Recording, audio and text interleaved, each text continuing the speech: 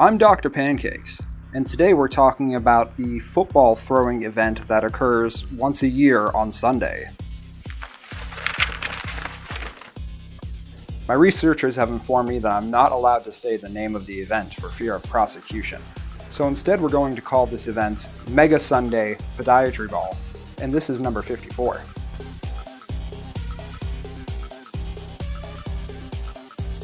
We're going to use this as a pre-game party guide, a little bit of science and history thrown in to spice it up. The very first Mega Sunday Podiatry Ball took place in 1967, where the Green Bay Placards faced off against the Kansas City Cultural Appropriation. The Green Bay Placards won, and I believe it's because they were established in 1848, while the Kansas City Cultural Appropriation was established in 1861, so the Placards had more time to practice. With this upcoming Mega Sunday Podiatry Ball, we get to see the San Francisco 69ers go up against the Kansas City Cultural Appropriation. Now, the San Francisco 69ers were founded in 1850, and the Kansas City Cultural Appropriation was 1861, which means there's an 11-year advantage that goes to the 69ers. Let's see if they can use that to win. Now let's talk about the science of pre-gaming.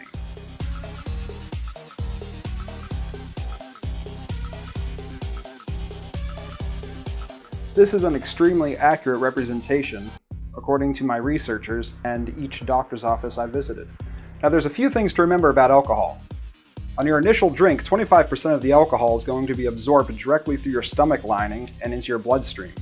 The remaining 75% will make its way through your intestines, slowly being absorbed into your bloodstream. This can be slowed down or altered by the amount of food that you have in your stomach at the time. Another thing to remember about alcohol is the speed in which your body can absorb it. Now, the higher concentration of alcohol, also the carbonation factor of the alcohol, affects how fast it can enter your bloodstream. So maybe next time, instead of going for that refill of 18 ounces of beer, have a 9-ounce cup of champagne. Now let's talk about your liver. Your liver can process about 1 ounce of alcohol or 1 regular drink per hour. In addition to that, 10% of alcohol is eliminated through sweat, breath, and urine. With all these facts in mind, beer is not the only acceptable beverage. Champagne and liquor, perfectly fine. It's not like we're celebrating like it's a 14th century medieval prima nocta.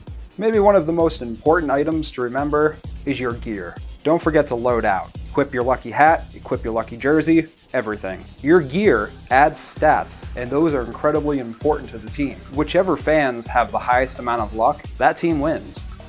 This is the anatomy of your typical tailgater. We're going to call him TG, or Jesse for short. Let's give Jesse a drink and see what happens. Now, we know that once the alcohol hits your stomach, 25% of it is absorbed into your blood, and the rest is absorbed into your intestines. Once the alcohol hits your liver, it gets tag teamed by alcohol dehydrogenase, or ADH, which breaks the alcohol down into acetaldehyde.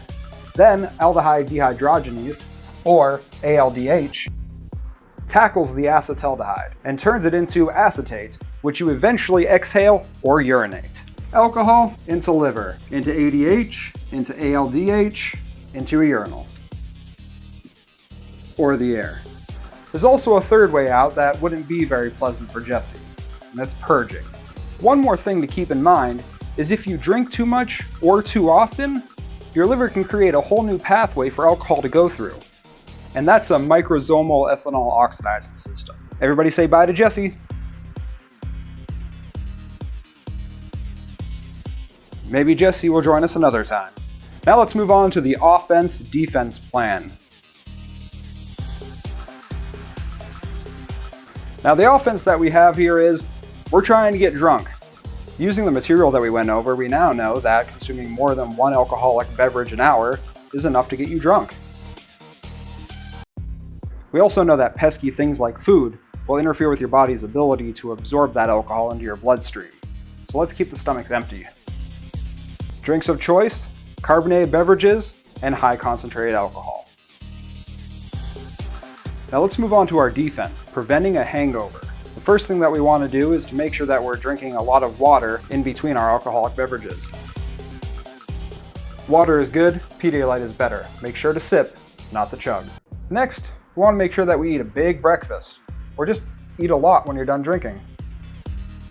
We also want to make sure that we get a lot of sleep, and making sure that you're well hydrated and have food in your stomach is a good way to make sure you don't wake up with a headache. During this process, the alcohol will be expelled from your system, and that's through breath, urination, or purging. So it's best to have a bucket and a towel, so you're ready for all three at once. With these things in mind, you're going to have yourself a very successful 54th Mega Sunday Podiatry Ball. Thanks for stopping by, and I hope whichever team you support knocks over the most baskets. Don't drink and drive, and be responsible. Call an Uber, Lyft, a taxi, a stranger, have somebody else take you home. Also, go to my Reddit and donate. I need more money for researchers. Doktor Pancakes. He's not a real doctor. Doktor Pancakes. He's not a real person. Doktor Pancakes is just doing the best he can. Doktor Pancakes with the information at hand.